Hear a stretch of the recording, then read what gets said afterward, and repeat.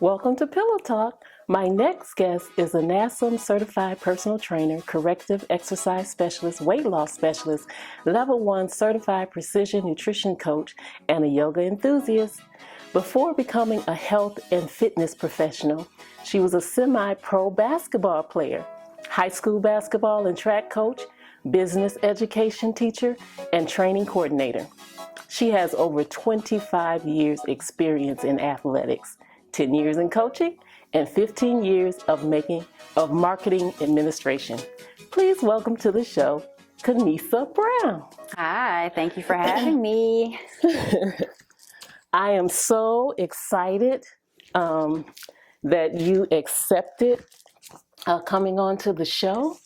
I am very eager to hear about what you have for us today. I always like to start the show off by asking my guests what the subject means to them. So I'm going to ask you, what does living a healthy lifestyle mean to you? Well, that is an excellent question, actually. And for me, healthy means being holistically sound. So from a physical, from a spiritual, from a mental, psychological perspective, just to have a sound base. And that just means balance in all of those areas. That's wonderful. Because, even there's a scripture that says that, above all things, God, wants us to prosper and be in good health. We need to be in good health to enjoy all those blessings and, all the good things that we can enjoy in life. Amen. I wanted to read some statistics. Okay. So we're all aware that there's an overwhelming amount of people that are obese in America. Overweight, I should say. And I read 1 out of 3 Americans across all ages, and that it's like 100 million people are obese or overweight. And in this State of Obesity 2019 fact sheet, it was published by Trust for America's Health. It stated that the obesity levels are the highest in Black and Latino communities. I'm sure that doesn't surprise you, being in your field. These communities are more likely to be neighborhoods with few options of healthy foods and physical activity. And then they're also targeted for widespread unhealthy foods. So, restaurants that promote unhealthy foods. So these are the actual statistics published in 2015 and 16. Almost half of Latino Black adults were obese. 47% Black or Latino, 46% for Blacks, while whites were a lot lower. 37.9%, and Asians even lower, 12.7%. And then child obesity, again, among Latino and Blacks was the highest, 25% and 22%. While whites and Asians were considerably low again for children at 14% and 11%. When I looked at this, they had like a chart of a state, and our state obesity rate was between 30% and right under 35%. However, your field, the dietitians and what is the other one? Nutritionists. We have the highest employed. Like our rate is like 1,500 to 7,900 in our state of that profession, whereas some states only had 30 or 720 or so a lot lower. So that's what I was thinking. Like there's a disconnect. We're overweight, a higher rate of overweight. But we have these tools available to us, and maybe we don't know how to get to it. So I'm hoping that you can help us learn how to access so we can, lose weight and live a healthier life. So my first question for you is, when should we consult a dietitian or a nutritionist, and for how long?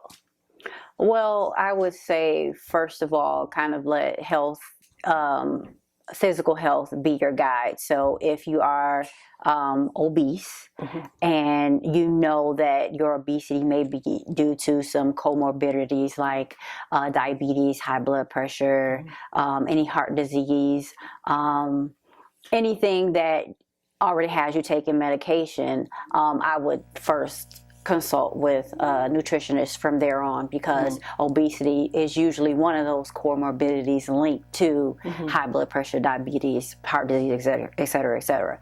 So anything that you do from that standpoint, you should have your doctor's approval. Now, if you're overweight, I think you have a little bit of leeway, especially if you don't have any of those comorbidities. I feel like if you know that you're overweight because you're not moving as much, or if you know your dietary habits are poor and you don't know how to plan to get your diet back consistent, or if you've never been consistent and you would like to be consistent, then that would be a good time to consult a nutritionist who can put a plan together for you to follow as well. Okay. Yeah.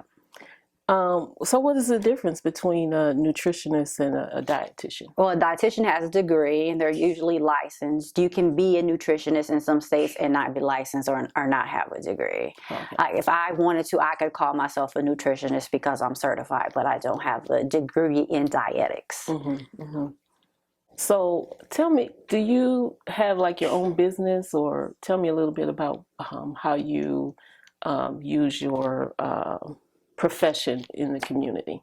Well, when I moved back from Florida and I stopped teaching, like I said, I was always involved in athletics, and people were asking me, you know, was I training, or was I going to do anything up here, because I did a lot when I was in Florida. So I actually kind of got pushed into it by some of the people I knew. And I mean, I've always been active. I go outside and do things by myself. And I, you know, like when I did play basketball and track, I would lead a lot of workouts, and I really enjoyed those things. And also boot camp was one of the things that was starting to implode at that time. So I ended up doing an outdoor boot camp, and I always felt like I would be better service to whomever I was working with if I was certified. So now that I had people coming to me like, oh, I'll pay you. And I'm like, well, I did not take money from anybody until I was certified, because I felt like, you know, I would want to give you the best of me. And if I don't know enough and I'm just taking money, I'm just not comfortable with that. Now to start, you know, people would give me like, if I had a group, it would be like $2 or $3. It wasn't much. But when I really was ready to take it to the next level, and I knew that for people who are overweight, that the diet has to be a part of it, I needed to be certified in order to serve my community better. So I started like doing outdoor boot camps, and then I actually partnered with Walking in Park District, and I proposed having a weight loss program, community-based, with them. So I actually had a program there for 5 years. So at that time, I started changing how I was coaching based on my clientele. So what I noticed was I was getting women from ages, maybe I would say 30 to up to 70. So it was just like looking at this diverse group, Black, white, Latino, some Middle Easterners, understanding culturally how they eat, understanding lifestyle and tradition, understanding where they were. I've had some people come in who had their thyroid removed, had breast cancer. So if you're going to say, this is how I think this particular diet would help, you need to not only understand them and how they live, but also understand the ailment that they may be suffering from. How should somebody who has low thyroid, hypothyroidism, how should they eat? Or somebody who's hyperglycemic. I've had it all.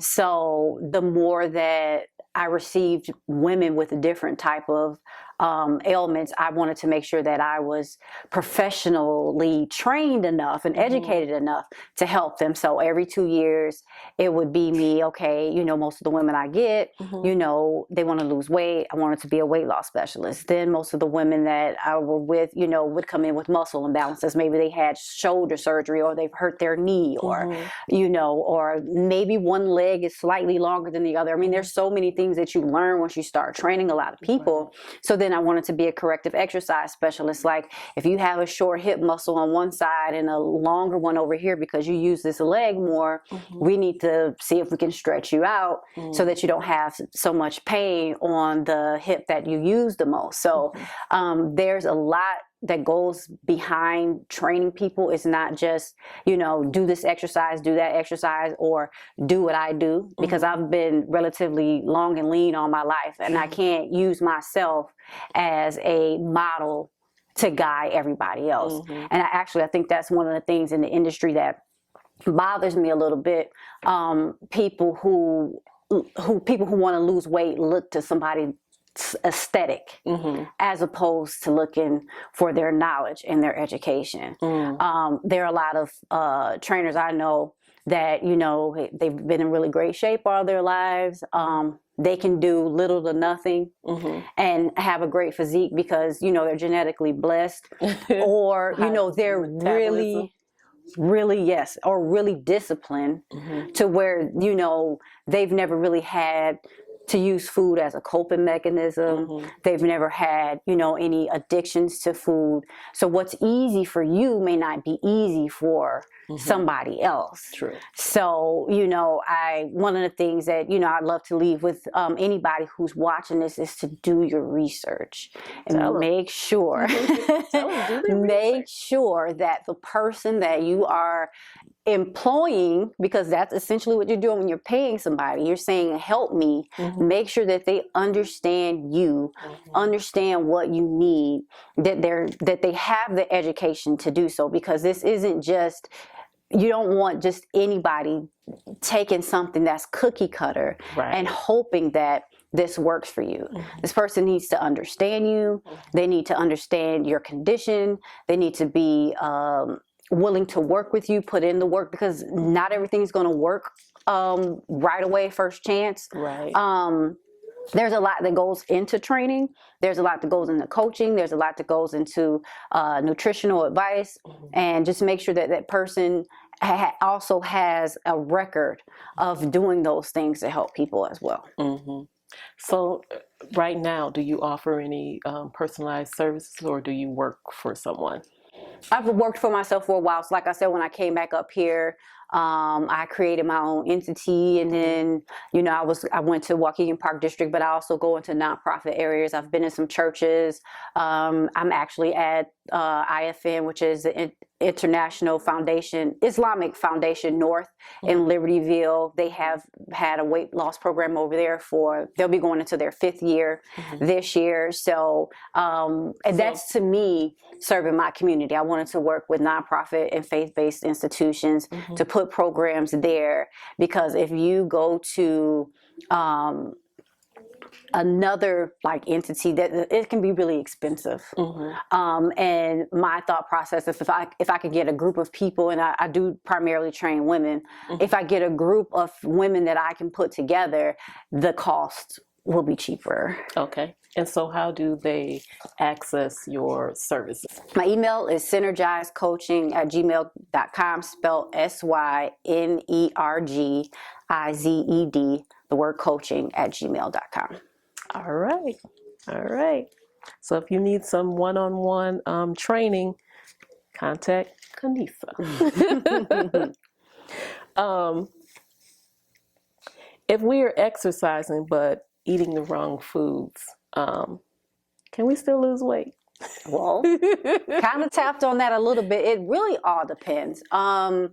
It depends on if you can burn more calories than you're eating. So there's a little acronym called CICO. It's basically calories in, calories out. You have to think, if you're expending more calories than you're taking in, then you're going to lose weight. Okay, if you're taking in more calories than you're expending, then you're going to gain weight. And if you're right about equal, you're going to break even.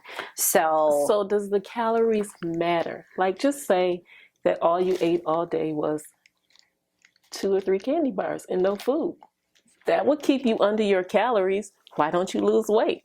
Why does the candy like seem to stick to your midsection? Well, this is, you know, there's some debate in here. So according to that acronym, if you're under your calorie allowance, you still should lose weight. But the issue with the candy versus eating a well-balanced diet is where you're getting your calories from. So carbs, sugar usually tends to store as fat. Okay, so if you're overeating in anything, protein, fats, if it's over your what's called your BMR, which is your metabolic base rate, everybody has one. If you overeat past that, you're going to gain weight no matter how much. If you do keto, if you're doing Atkins, it does not matter. If you're taking in more calories, you have to think of calories as energy. That's really what it is. And there's energy in food. So if you think about food being energy, if you take in all of this energy and you don't expend it, your body's going to store it, because that's how our bodies work. Doesn't matter if it comes from candy, doesn't matter if it comes from protein shakes. If you're overeating, your body's going to take it into its fat stores, period. Some people will argue that you can get away with eating more of a macronutrient, because that's what we're talking about when we talk about proteins, carbs, and fats, like protein, because protein is protein. Protein doesn't necessarily turn into fat, but what it does is if you take in too much protein and it's the bulk of, or if you're still overeating, the carbs and fat you do eat will store as fat, and your body will rid itself of the excess protein. So I say all that to say, don't overeat and try to eat as healthy as possible, because carbs, that's what they do. They either you use them or you store them. What factors, I think you've kind of touched on this already, but what factors goes into creating a personalized healthy meal plan? What factors go in? Yeah, like is a meal plan different for a teenager than it is for a senior citizen than a young adult? Like, or is it like basic? It should be individualized if you're working with a professional. It should be somebody, first of all, trying to figure out what foods you like, what foods work for what lifestyle you're living, and then go from there. So, but there, and again, going back to that acronym, you're going to have this in your head: calories in, calories out. A teenager's probably going to have a higher metabolic rate than a senior citizen, just because they probably have more muscle mass, plus hormones, everything is still growing and things like that. So as you get older, you start to lose muscle mass, and it's muscle that actually burns calories as well. So the less muscle you have, the lower your metabolic base rate is going to be. So what happens with a senior, and even as we get older, like you might find what you ate 10 years ago, you can't really eat now, because your body's changed, the way you process things change, and you lose digestive enzymes as you get older. So all of that has to be taken into account, especially when you're older and you're trying to lose weight. So you can't necessarily, a diet of fast food may not be great for you at 60, whereas a diet of fast food may not bother you aesthetically as a teenager. So I feel like almost we go and see the doctor regularly. We really should see a dietitian or a nutritionist. Like, that should be a part of our lifestyle. Like, like we make a budget. We should see a nutritionist. Do you know if seeing a nutritionist or a dietitian, if it's covered like in our health insurance? No. And the reason why is because there's guidelines available. So if it's in your ability, and this is for anything, if it's in your ability to do something to help yourself, you should educate yourself and try to follow those guidelines. The only time that some type of nutritional support is paid for is if there's a health issue. Like if you're a cancer patient or if you're a diabetic, then usually they'll have programs where they'll send you where they're like, hey, we'll have you sit down with a dietitian, put something together for you. And it's basically, probably standard protocol what they'll use for most diabetics. If you have diabetes and you need a diet to help you with your diabetes, you're going to go to a dietitian that specializes in that particular comorbidity, and then, morbidity, and then that diet will be, you'll probably be in a room with 20 people who have diabetes. But if you want something specific for yourself, you're probably going to end up having to pay out of pocket. And how do you access the nutritionist? Like, you look them up in a book or online, or where are they located? Yeah, so there's professional. I can't think of the word that I want to use, but like the American Association of Dietetics. I'm not sure if that's quite how you say it, but if you went to their website, they'll probably have locate a dietitian or something like that of that nature, if you're trying to pick somebody that's actually licensed in dietetics.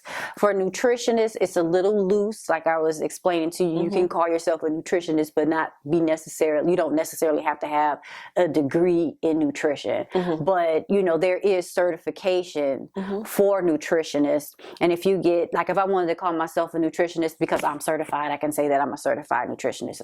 I just think for me, because I'm certified in exercise nutrition, that's kind of what I stick to. And I don't try to give myself a name to make myself sound bigger. I don't want to overpromise and underdeliver. So, but if you're looking for a nutritionist, you can just Google certified nutrition coach in Illinois or something like that. You might have individual names pop up.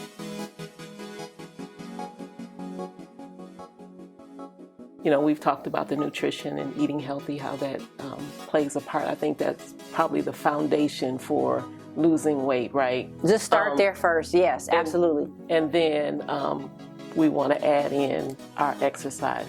So what do you recommend? Do you have to, does everybody have to exercise to lose weight?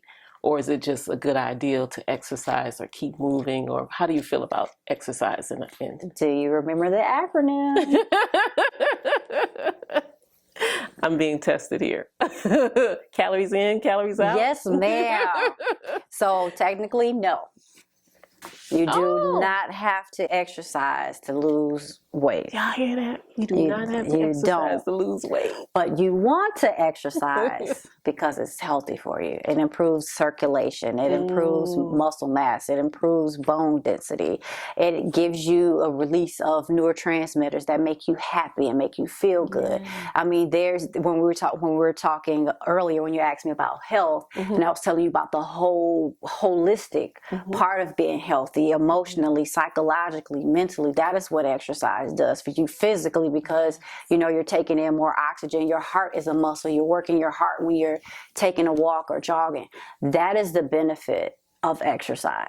And that is why it's recommended to get some type of activity every single day. It doesn't necessarily have to be you killing yourself on a treadmill or an elliptical, or joining some crazy CrossFit class where you come home and feel like you got hit by a truck.